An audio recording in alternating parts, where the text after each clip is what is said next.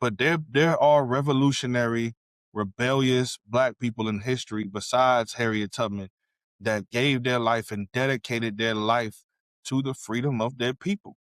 And they called her Moses, the Moses of her people, for a reason, because she fought against a superpower. I'm talking about a giant in the times where you think she didn't know what could happen to you if you got caught by people when you was running away?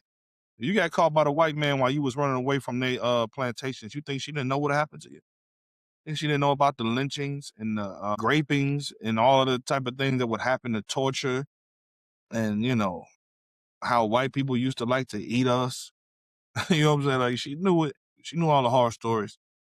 And what America would love you to believe is that we should be okay with being slaves. And sadly, that's another telltale sign that we're the children of Israel, because we would love to put on another nation's culture and not adhere to our own. So, I mean, at the end of the day, priest, I mean, it's got to be something psychological that makes us want to remain slaves. I don't get it, but she was one of the people who wanted to rebel against America. So her story, to me, it's encapsulated in wanting to be free. We're not inherently slaves. And the Bible says, are we a homeborn slave? And we're not.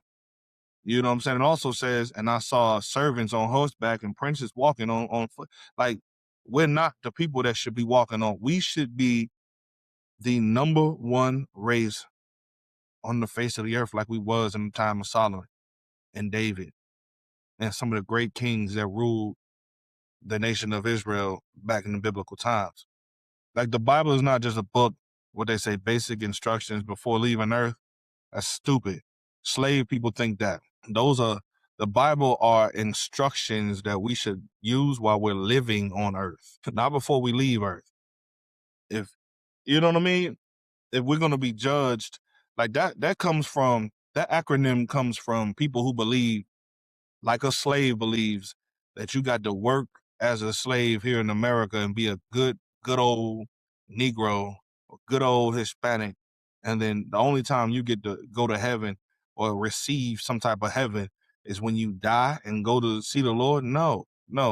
Meanwhile, our oppressors are in heaven on earth today. So, that's just her legacy to me is about wanting to be free. And I come from a long line of runaway slaves.